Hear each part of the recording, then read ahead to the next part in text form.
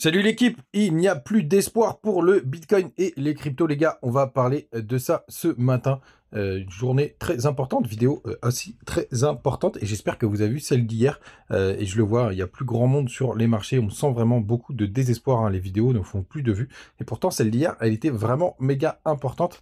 Je vous invite à aller la voir si vous l'avez pas vue parce que vous allez savoir si on est, enfin en tout cas vous allez avoir votre propre avis, savoir si on est en bear market ou pas, mais en tout cas j'ai plein de choses encore à vous dire ce matin.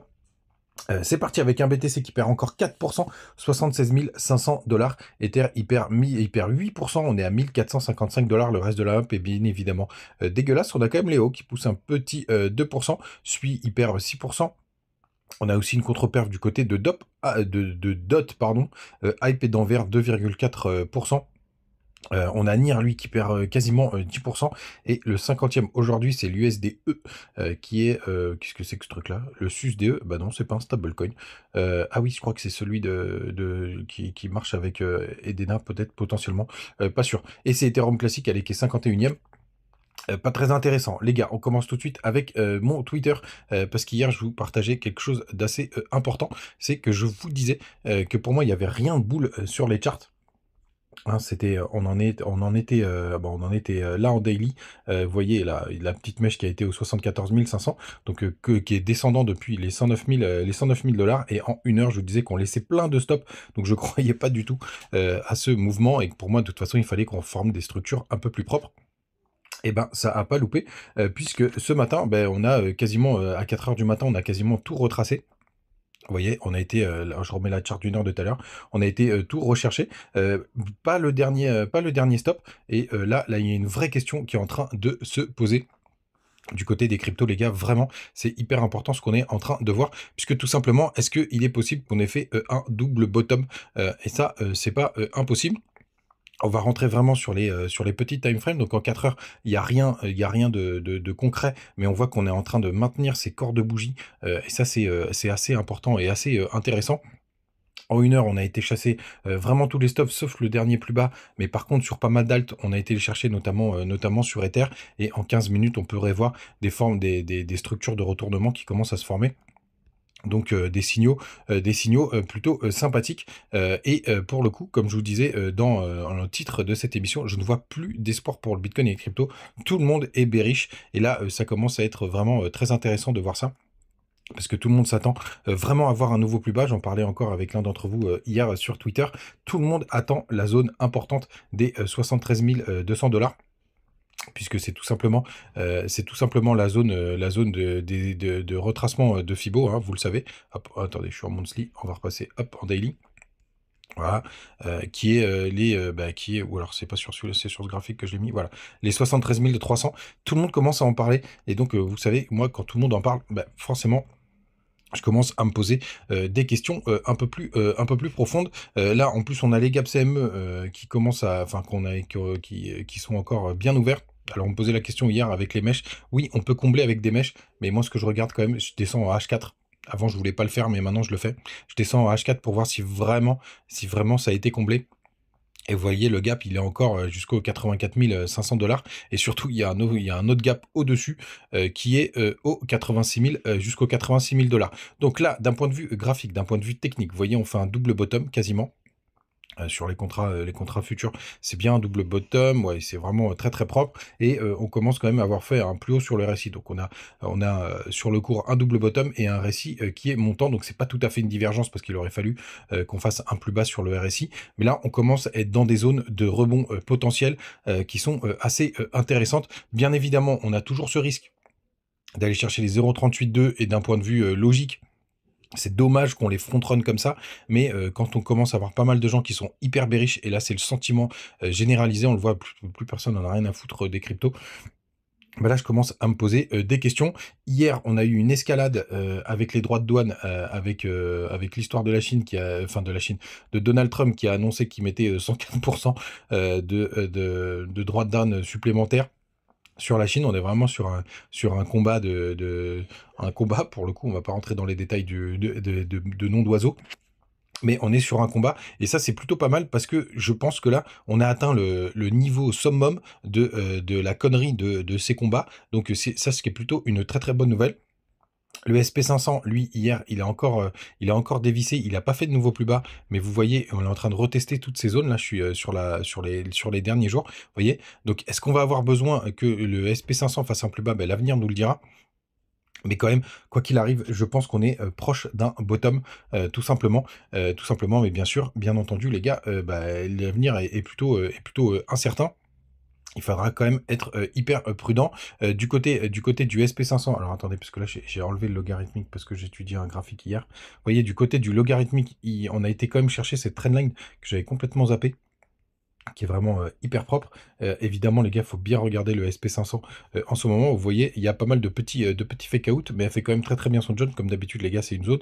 Regardez, on a été quasiment la chercher à la perfection. Le SP500 en weekly, avec un RSI, en survente, c'est quand même assez rare, hein. Vous voyez, la dernière fois que ça a été là, ça a été ce crack. Ben, ça devait être le crack Covid, ça, non? Avril 2020, ouais, mars 2020. Oui, ça, c'était le crack Covid. Donc des belles amplitudes de bougies comme ça arrive quand même pas souvent. Moi, je vous cache pas que j'ai commencé à faire des petits virements, mais ma banque est un peu relou, donc il faut enregistrer les RIB. Enfin bref, pour pouvoir rentrer sur le SP500, je pense que je vais pas m'emmerder, je vais acheter directement un ETF. Je regardais du côté de DeGiro, il y en a un ETF SP500 pour commencer à recharger, parce que des mouvements comme ça, ça peut être des corrections qui sont pas mal. Après, pendant 5 ans, vous voyez, on avait fait du up only depuis le crack Covid. Bien évidemment, on est peut-être un nouveau paradigme, mais bon, on se le dit à chaque fois, et puis les marchés continuent de monter. Donc on va voir ce que ça va donner, mais surveillez bien le SP500, et on est effectivement sur un gros support, même si bien entendu on peut aller plus bas. Là, il y a des petits stops peut-être à encore aller chercher là sous les 4700 points, vous voyez, de toute cette zone de consolidation ici. Mais là, ça commence déjà à être plutôt pas mal, et j'ai l'impression qu'il n'y a plus trop d'escalade possible. Alors bien évidemment, là pour le coup, c'est du ressenti, c'est de la spéculation, mais j'ai l'impression qu'il n'y a plus de drame possible du côté des droits de douane, et là que maintenant on va partir sur une autre tendance qui sera plutôt positive. Aujourd'hui, il y a les meetings, les meetings du FOMC, donc je crois que c'est Jérôme Powell qui va parler, mais c'est surtout demain les chiffres qu'il faudra surveiller, les chiffres du CPI, avec une attente de marché à 2,6%. Du côté de Trueflation, on s'attend à quelque chose d'en dessous, donc ça, ce serait vraiment une news hyper bullish. On a bien corrigé en début de semaine. En général, quand on corrige en début de semaine, surtout avant des news comme ça, qui à mon avis seront bullish, c'est plutôt pas mal. Donc je vous avoue que là, je commence vraiment à me positionner en mode rebond potentiel, en mode rebond possible, puisque là, vous voyez, on a été quand même plutôt pas mal. Je vais vous montrer le 1 heure. Par exemple, du côté du 1 heure, là pour l'instant, on n'a pas laissé de stop. On a fait une grosse bougie haussière qui est venue ravaler pas mal de zones. Donc ça, c'est plutôt propre. Et vraiment, ce sentiment de désespoir que je vois un peu partout sur les réseaux sociaux, dans le groupe Telegram, que vous pourrez rejoindre bien évidemment, etc. Je trouve ça plutôt pas mal, parce que tout le monde s'attend à un nouveau plus bas.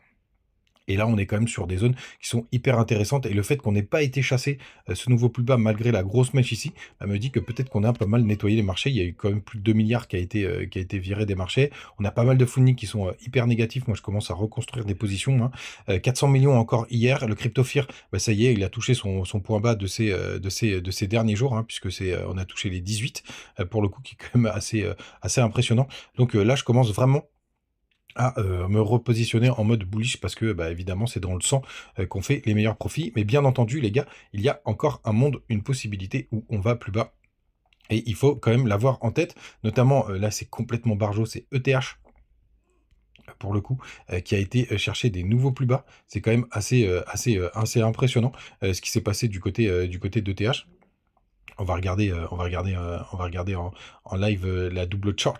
Ah oui, c'est vrai que ça déconne un peu, mais vous voyez, on a été chercher les 1350 du côté 1366 du côté de TH. C'est complètement barjot ce qu'on voit là quand même. C'est plus bas que le top du bull run 2018, les gars. C'est complètement ouf, puisque je crois que ça avait touché les 1450 et qui a fait un nouveau plus bas. Vous savez que moi, j'adore les divergences ETH BTC. Je préfère quand c'est dans l'autre sens, mais là, force est de constater que BTC est plus fort, donc ça, c'est plutôt intéressant.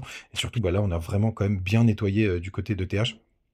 On peut aller jeter un œil. Alors ETH, on va prendre sur les contrats spot. C'est très très chiant. Il n'y a plus du tout les contrats USDT du côté de Binance. C'est vraiment hyper désagréable.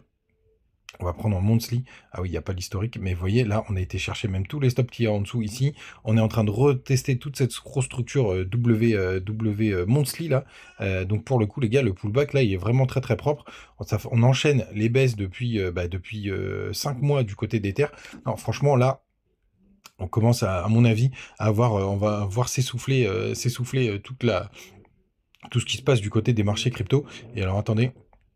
Là, ça, c'est quand même magique. Euh, c'est quand même magique ce qu'on fait du côté de TH. Regardez, oh, mon Dieu, on est en train de retester des zones qu'on n'a pas testées avant depuis 2020, depuis le crack Covid. C'est vraiment barjo, hein, ce qu'on est en train de voir. Et là, pour le coup, si vous croyez en ETH, bah, on est sur des points exceptionnels. Pour tous ceux qui croient en ETH, qui sont complètement ouf, faut quand même l'avoir en tête. Regardez-moi cette zone de survente, on l'a jamais atteint. Donc soit ETH est mort, parce que je crois pas. Ben ça y est, on a touché le record de ETH BTC sur le RSI, le point bas de zone de survente. Donc là, on ne peut pas faire moins. On peut pas faire moins. Donc franchement, les gars, si vous croyez ETH, on est sur des zones exceptionnelles, extraordinaires pour la suite. Hein, si vraiment vous pensez que ETH sera toujours là. Pour le coup, même s'il a été très décevant sur ce bullrun, mais c'est complètement barjo. Sachez que j'essaye de coder avec notre ami ChatGPT un nouveau indicateur maison. J'espère pouvoir vous le partager bientôt. Et là, j'attends vraiment avec impatience que le petit sel s'active, puisque vous voyez, on a une petite consolidation qui commence à se faire. On a une belle bêche de rejet. Pour le coup, on va voir ce que ça va donner, mais je le surveille de très très près. On a le 1 heure qui s'était activé. Vous voyez, mais bon, le 1 heure, il y a plein de faux signaux, mais c'est sur ce top là, moi, que le 1 heure m'intéresse. On a le 4 heures qui a été un petit peu plus propre. Hop, qui est juste là. Je pense que si on vient péter les niveaux plus bas, on devrait avoir le daily qui s'active. Et donc là, ce serait plutôt pas mal. Mais vous voyez, on est repassé en pente descendante avec un triangle rectangle descendant. Donc on va voir ce que ça va donner. Mais c'est plutôt pas mal. Donc tout cet espoir que je vois disparaître des marchés, ce double bottom qu'on est en train de faire en daily, et ça y est, là, on pourrait former une structure de bottom, ce qui n'était pas le cas hier. Ces gaps CME quand même qui nous attendent. Une news bullish potentielle demain. À mon avis, le marché se trompe pour le coup, mais qui je suis pour dire ça, mais c'est Truth la chaîne qui nous le dit, hein, puisque pour le coup, on est plus à cet horizon, plutôt vers 2,4. Ce que j'avais analysé et regardé. Donc les gars, moi je suis plutôt intéressé, et ce manque d'espoir sur le marché, moi ça me chauffe plutôt pas mal. Les gars, n'hésitez pas à utiliser les petits liens du côté notamment de Bitunix, hein, des gros bonus, hein, vous voyez, vous avez 200 € de bonus de trading si vous déposez 1000 balles, ça c'est vraiment très très cool, mais je le dis encore une fois, c'est pour les traders. Mais pour tous ceux qui veulent s'amuser à faire du trading, c'est aussi très sympathique. De toute façon, les gars, vous savez tout. On se retrouve demain, comme d'hab. Ciao, et faites attention à vous. Salut!